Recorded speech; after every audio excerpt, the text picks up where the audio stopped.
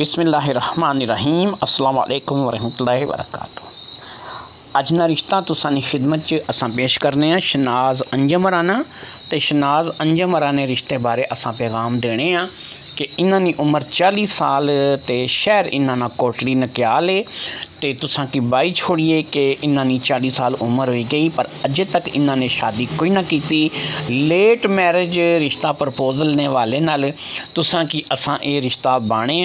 ते ये तुसां की बाई छोड़िए कि कोटली एक खाने पीने घरें नाल तलक रखने वाली जनानी 40 साल की उम्र इसकी हो गई तो इस अजे तक शादी कोई ना की। ते तुसां अगर इस नाल शादी करने च इंटरस्ट रखने हो तो तुसां असां नाल राबता कर सकने।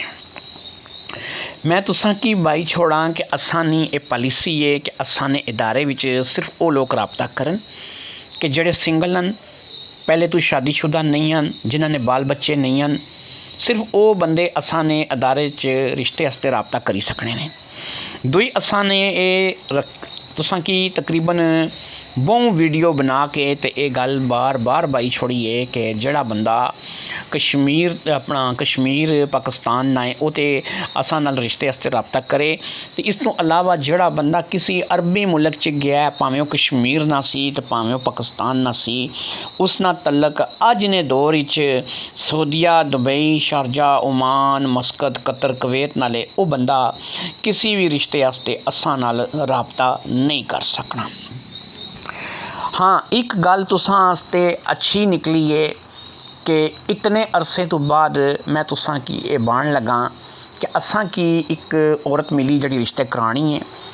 उसने सिस्टम विच कोई अरबी मुल्क है, कोई बाल बच्चेदार है, किसी ने बच्चे ने, दुई शादी करना चाहना है, त्री शादी करना चाहना है, या वो अरबी मुल्क नाल तलक रखना है या अरबी मुल्क जाके काम करना है, यानी कि असां दियां जड़ियां पॉलिसियां ने उसने उल्ट ओ चलनी है। तो उस असां की ये बाया कि भाईजान तुसां नाल जेड़े बंदे रिश्ते आस्ते राबता करसन अगर उन्हां विचों कोई अरबी मुल्क ने आने ने तो तां भी मिगी दसो, अगर कोई बाल बच्चेदार दुई त्री शादी वाले आने ने तां भी दसो, कोई बंदे जिन्हां दियां जनानियां फोत हो गई ने, बच्चे जवान शादी करी के अपने अपने घर आले हो गए ने तो वो दोबारा शादी करना चाहने ने, वो भी मिगी पाओ तो मैं उन्हां दी शादी जड़ी करासां। वो क्यों करासन इसलिए मैं तुसां की इत्थे खुल के रीज़न सारा दसी छोड़सां कि पापा जी वो लैसन तुसां कोलों पैसे, ठीक है, उन्हां अपनी फीस गिननी है तो उन्हें तुसां दी शादी करवानी है।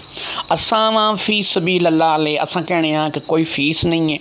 कोई पहले नहीं है, कोई बाद च नहीं है, कोई रजिस्ट्रेशन फीस नहीं है, तो उन्होंने ये निज़ाम नहीं है। असां ने उलट उन्होंने निज़ाम हैं, लेकिन असां नी इतमाद अली खतून ने माड़ी एक बहु अजीज़ मैं तुसां की बाई छोड़ा पानी भैन बनी हुई है तो उस मी इन्हां नाल बाया सा तो मैं इन्हां नाल गल कीती है। माड़ी भैनू ना